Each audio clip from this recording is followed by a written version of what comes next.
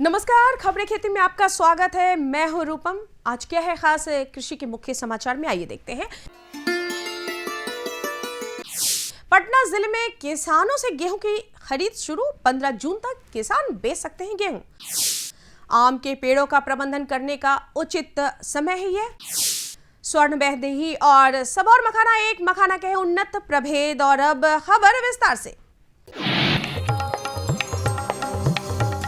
बीते दिनों राजधानी पटना के गांधी मैदान में उन्नत बिहार विकसित बिहार थीम पर आधारित बिहार दिवस समारोह संपन्न हुआ। इस अवसर पर कृषि विभाग के पवेलियन में बिहार के विशिष्ट उत्पादों के साथ साथ पारंपरिक एवं प्रसंस्कृत उत्पादों की भी प्रदर्शनी एवं बिक्री लगाई गई थी। प्रदर्शनी में बड़ी संख्या में किसान और आम नागरिक उपस्थित रहे और किसानों तथा आम जन को कृषि विभाग द्वारा किए जा रहे कार्यों की विस्तार पूर्वक जानकारी प्रदर्शनी के माध्यम से दी गई।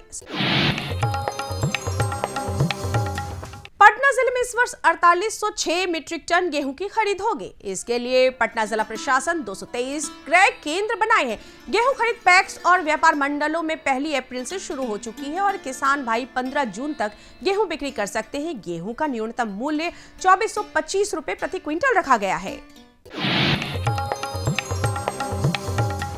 खबरें खेती में अब बारी है एक सफल और प्रगतिशील किसान से आपकी मुलाकात करवाने की। तो आइए आज आपको मिलवा रहे हैं वैशाली जिले के रामपुर पढ़ेरा गांव के निवासी राजीव कुमार रंजन से, जो 2014 से मशरूम की खेती कर रहे हैं और आज प्रतिदिन 500 किलो मशरूम की बिक्री उनके फार्म से हो रही है और किसानों के बीच वो काफी लोकप्रिय हो गए हैं। इंसानी सेहत का एक बेहतरीन स्रोत, विटामिन डी और प्रोटीन से भरपूर, वजन नियंत्रित रखते हुए मशरूम शरीर को काफी मजबूत बनाता है और इन्हीं गुणों के कारण मशरूम की बाजार में मांग लगातार बढ़ती जा रही है।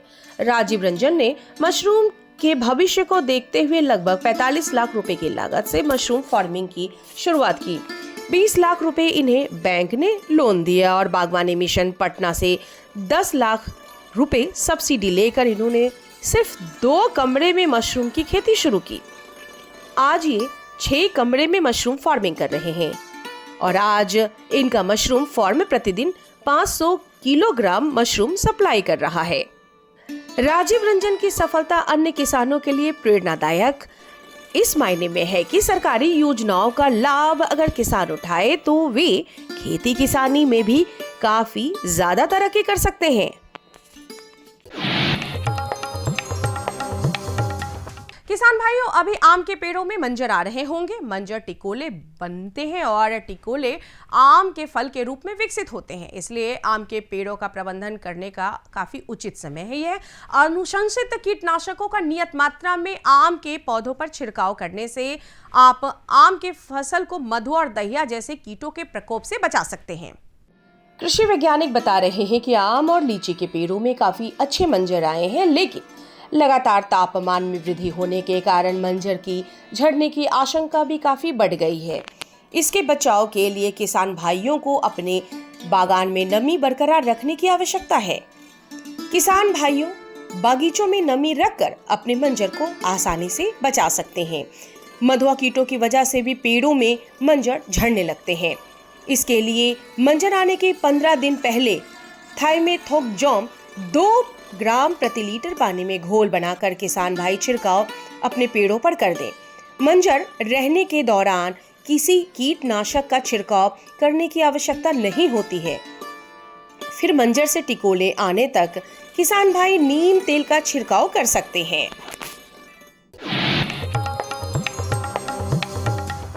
प्रधानमंत्री नरेंद्र मोदी द्वारा मखाना की खूबी देश और दुनिया को खुले मंचों से बताने के बाद इसे और समृद्ध करने की योजना पर प्रदेश की सरकार तेजी से कार्य कर रही है।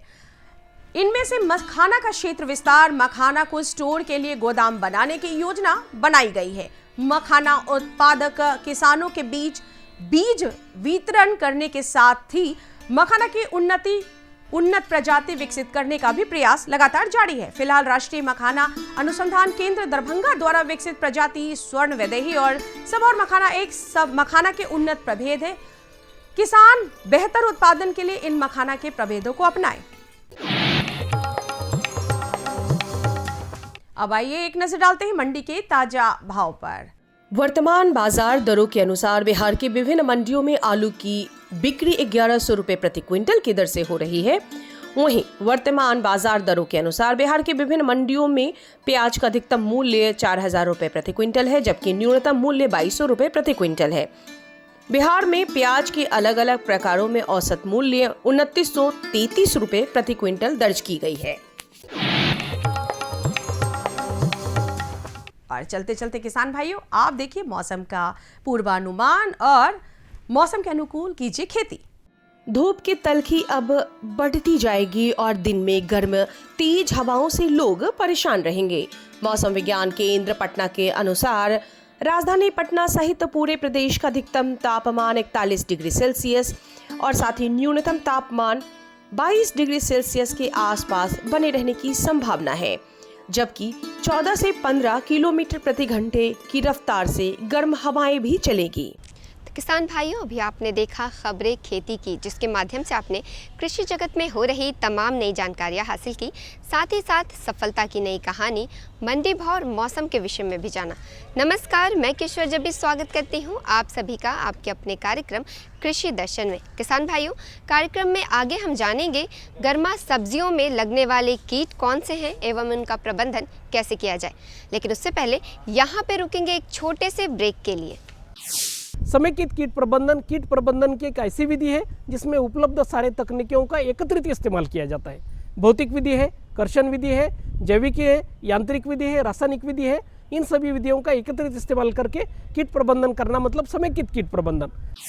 हर जोखिम से निकल कर फसल आए, सुरक्षित हो जाए,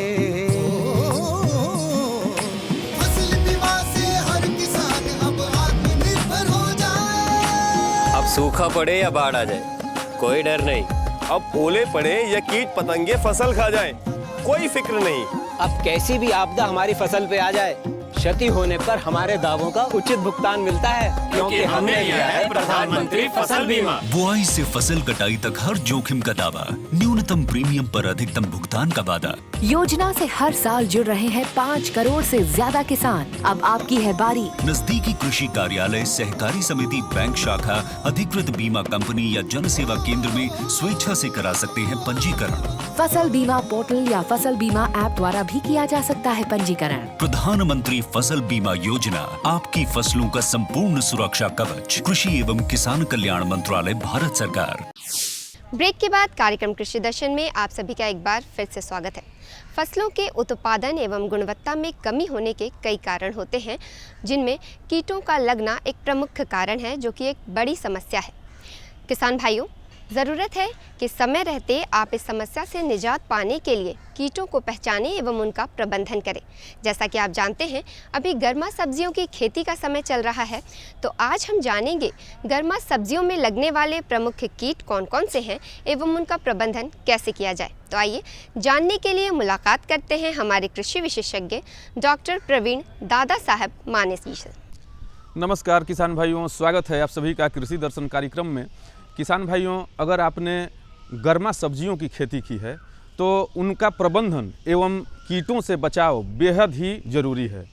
और आज का जो हमारा विषय है वह इसी परिप्रेक्ष्य से संबंधित है कि गर्मा सब्जियों में कीट एवं उनका प्रबंधन कैसे किया जाए। और इस खास विषय पर हमारे साथ बातचीत करने के लिए मौजूद हैं डॉक्टर प्रवीण दादा साहेब माने, जो प्रमुख वैज्ञानिक हैं डॉक्टर कलाम कृषि महाविद्यालय किशनगंज में। सर, कृषि दर्शन कार्यक्रम में आपका हार्दिक स्वागत है। नमस्ते। नमस्कार। सबसे पहले सर आते हैं, हमारे किसान भाई कद्दू की सब्जी पर कुछ ज़्यादा ही जोर देते हैं। तो कद्दू में लगने वाले कौन कौन से प्रमुख कीट हैं एवं उनका निदान कैसे हमारे किसान भाई कैसे करें? जैसे किसान भाई जानते हैं कि बिहार में मुख्यतः गर्मा सब्जियों में हम लौकी लगाते हैं, नेनुआ लगाते हैं, कद्दू लगाते हैं, परवल लगाते हैं, तरबूज है, खरबूज है, बाद में आपका करेला भी है। तो ये जो गर्मा सब्जियां हैं, सर जैसे पूछे कि कद्दू मुख्यतः हमारे बिहार में ज़्यादा गर्मा सब्जियों में उगाई जाती है। तो कद्दू जो फसल है सब्जी वर्गीय, तो उसमें मुख्यतः 2 प्रकार के कीट लगते हैं। पहला है उसमें कद्दू, जैसे हम बोलते हैं कि कद्दू का लाल भ्रंग, उसे अंग्रेजी में बोलते हैं रेड पम्पकिन बीटल। मतलब ये जो कीड़ा है लाल कलर का होता है और इसका पीठ और उदर जो है हल्के भूरे और लाल रंग का होता है, इसलिए उसका नाम है लाल भृंग। तो ये जो कीट है मुख्यतः पत्तियों को खाने वाले हैं। तो इसकी जो सुंडी है जब अंडे से बाहर आते हैं तो इसकी सुंडियाँ कद्दू के पत्तियों को वगैरह खाते हैं, फूलों को, कलियों को वगैरह खाते हैं। लगातार चबाने वाला कीट है, पत्तियों को चबाने वाला कीट है। तो उसकी वजह से क्या हो जाता है कि पत्तियों में वगैरह जो क्लोरोफिल है वो खत्म हो जाता है, प्रकाश संश्लेषण क्रिया बाधित हो जाती है।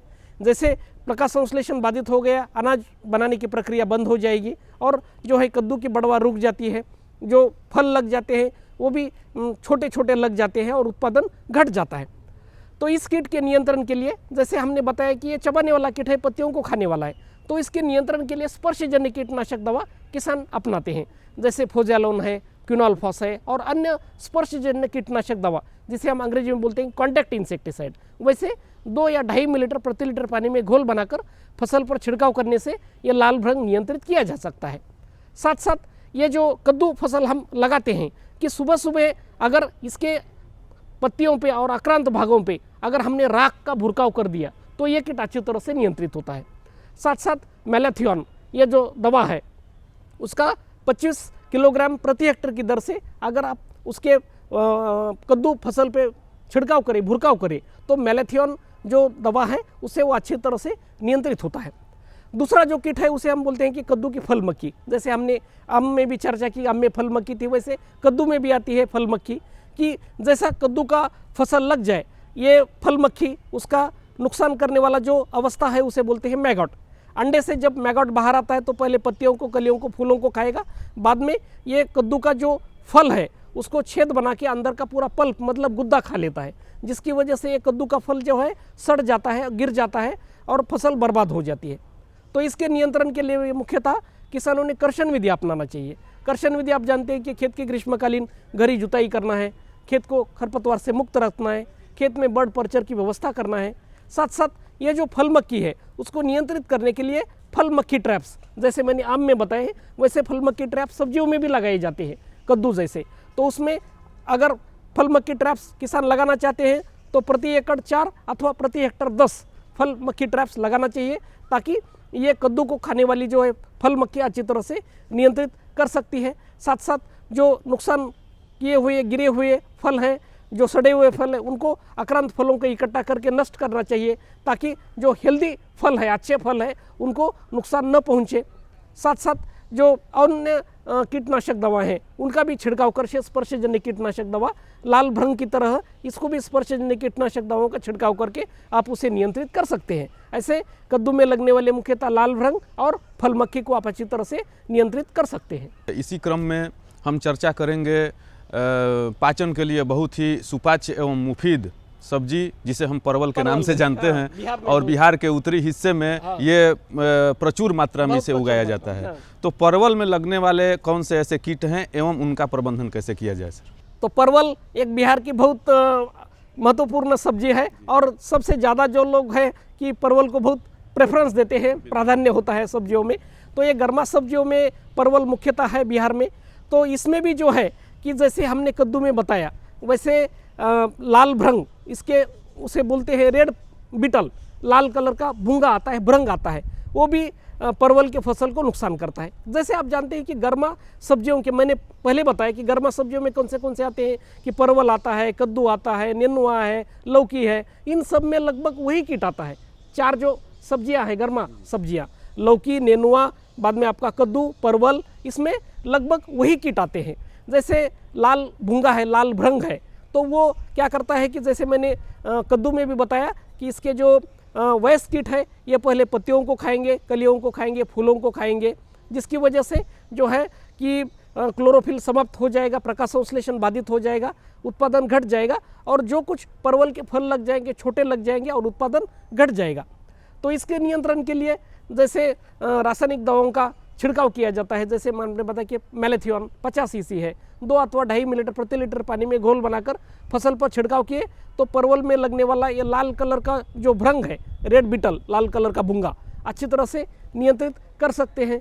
बाद में जैसे कि सुबह के समय जब परवल की पत्तियाँ सुबह के समय उस पर राख का भुरकाव अगर कर दिया आपने तो वो अच्छी तरह से नियंत्रित हो जाता है। साथ साथ जो खेत में किसान मिट्टी के बर्तन में भी जो है ये कुछ रासायनिक दवा और ताड़ी मिला के इसका नियंत्रण का उपाय अपनाते हैं। साथ साथ जैसे मैंने कर्षण विधि कद्दू के बारे में बताया था, कद्दू के कीट नियंत्रण, वैसे कर्षण विधि आप परवल में भी अपना सकते हैं कि जैसे पहला फसल निकाला जाए तो खेत की ग्रीष्मकालीन घरी जुताई करना चाहिए ताकि मिट्टी में छिपे हुए प्यूपा, कीट, अंडे वगैरह जो है बाहर आते हैं और सूर्य प्रकाश की उष्णता से सब मर जाता है। गर्मा सब्जियों की श्रेणी में सर एक और ख़ास सब्जी आती है जिसका उल्लेख करना बेहद ही ज़रूरी है, नेनुआ। जी सर, जी। नेनुआ का उत्पादन भी हमारे किसान भाई प्रचुर मात्रा में करते हैं एवं उसकी बिक्री भी प्रचुर मात्रा में गर्मियों के दरमियान होती है।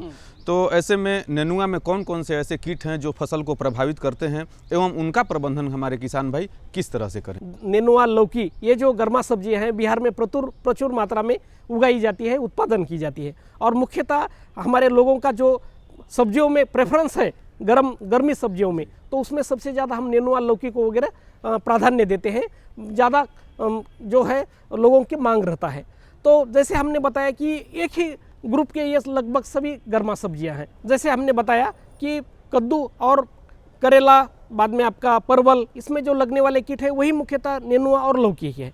तो नेनुआ और लौकी ये जो गर्म या सब्जियां बिहार में उगाई जाती है तो मुख्यतः उसमें लाल भ्रंग, जिसे हम बोलते हैं रेड बिटल, वो आता है और इसके वयस्क जो कीट है लगातार पत्तियों को, कलियों को, फूलों को खाते रहते हैं, चबाने वाले मुखांग होते हैं, तो प्रकाश संश्लेषण क्रिया बाधित हो जाती है, क्लोरोफिल खत्म हो जाता है पत्तियों में, अनाज प्रक्रिया बंद हो जाता है और उत्पादन घट जाता है।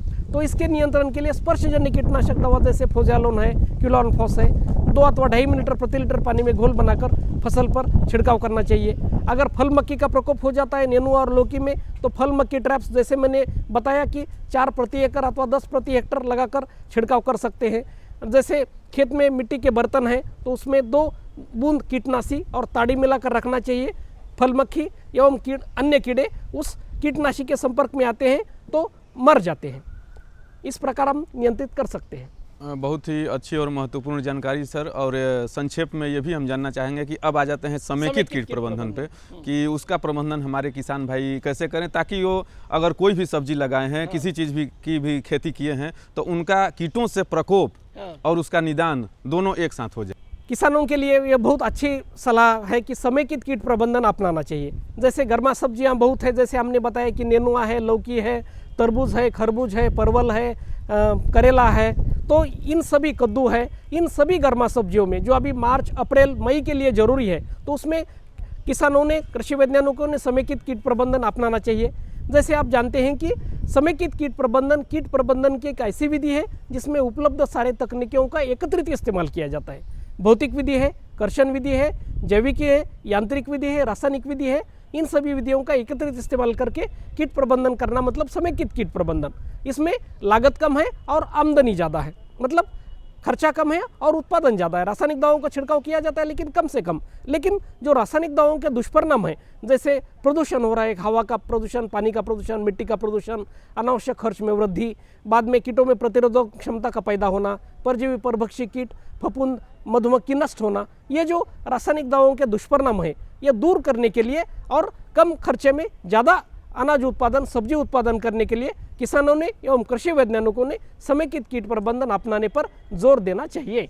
जैसा कि अभी हमारे विशेषज्ञ ने विभिन्न कीट प्रबंधन के बारे में आपके समक्ष चर्चा की, तो अगर आपने गर्मा सब्जियों की खेती की है तो इन सभी सलाहों को अपनाकर, छोटी छोटी सावधानियां हैं उनको अपनाकर गर्मा सब्जियों की ज़्यादा पैदावार आप प्राप्त कर सकते हैं और ज़्यादा लाभ अर्जित कर सकते हैं। इतनी अच्छी और बेहतरीन जानकारी देने के लिए सर आपका बहुत बहुत धन्यवाद।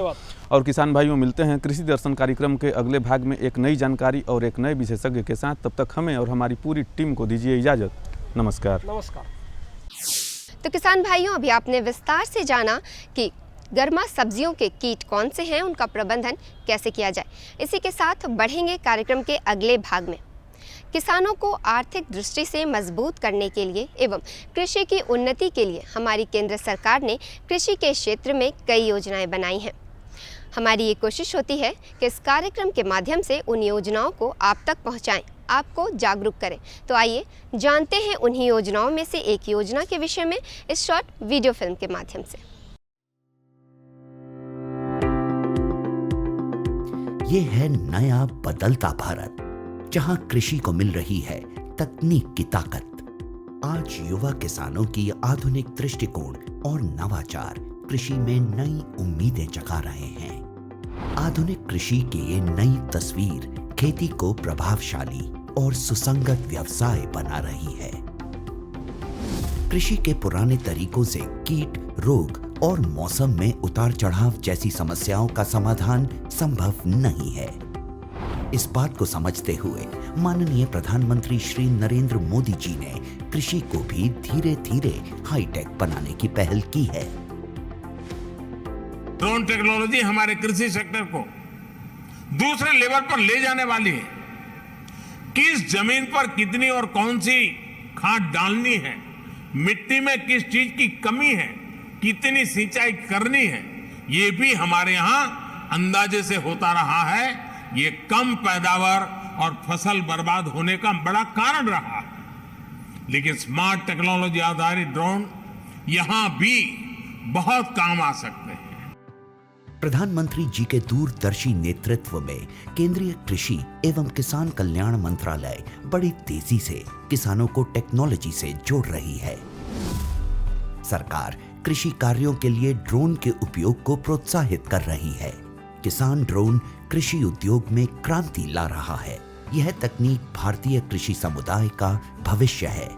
ड्रोन का प्रयोग पारंपरिक खेती के तरीकों को बदल रहा है।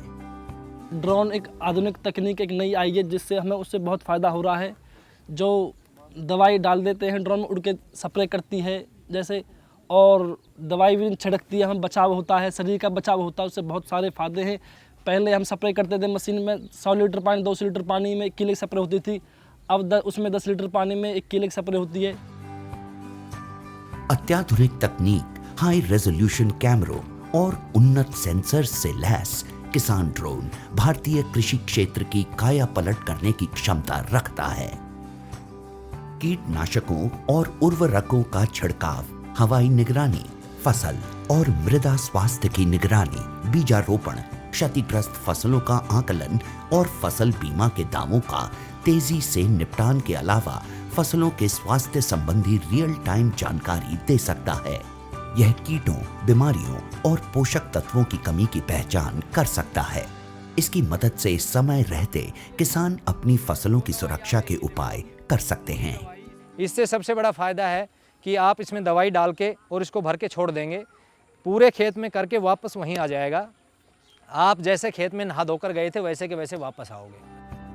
साथ ही किसान ड्रोन का प्रयोग स्वामित्व योजना के अंतर्गत भूमि अभिलेखों के डिजिटलाइजेशन और पशुधन ट्रैकिंग के लिए भी किया जा सकेगा। वैसे तो किसान ड्रोन आज देश की जरूरत है, पर ड्रोन चलाने के लिए प्रशिक्षित ऑपरेटर्स की कमी, ड्रोन के रखरखाव की चुनौती और ड्रोन चलाने के लिए जरूरी सुरक्षा निर्देशों की जानकारी की कमी जैसी कुछ समस्याएं अभी भी बनी हुई हैं। इन समस्याओं के निदान के लिए केंद्रीय कृषि और किसान कल्याण मंत्रालय ने कई पहल किए हैं, जिनमें नीतिगत परिवर्तन भी शामिल हैं।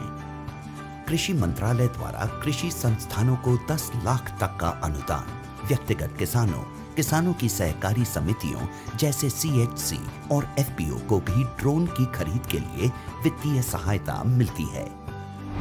किसानों के खेतों में ड्रोन के लिए फार्म मशीनरी प्रशिक्षण और परीक्षण संस्थानों FMTTI, भारतीय कृषि अनुसंधान परिषद ICAR संस्थानों, कृषि विज्ञान केंद्रों तथा राज्य कृषि विश्वविद्यालयों को कृषि यंत्रीकरण उप मिशन के तहत आकस्मिक व्यय के साथ ड्रोन लागत की 100% दर पर वित्तीय सहायता प्रदान की जाती है।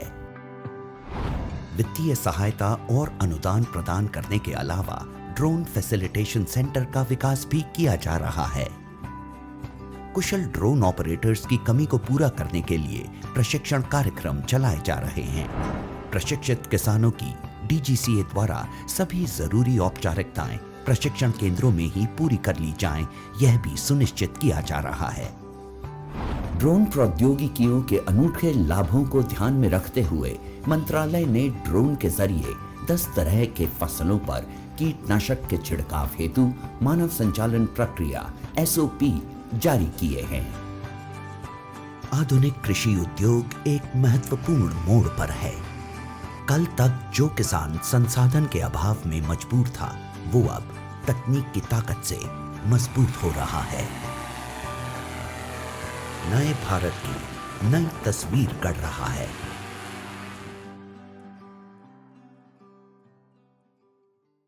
तो किसान भाइयों, आज के कार्यक्रम में आपने विस्तार से जाना कि गर्मा सब्जियों में लगने वाले कीट कौन से हैं एवं उनका प्रबंधन कैसे किया जाए, और साथ ही साथ जाना सरकारी योजनाओं के बारे में।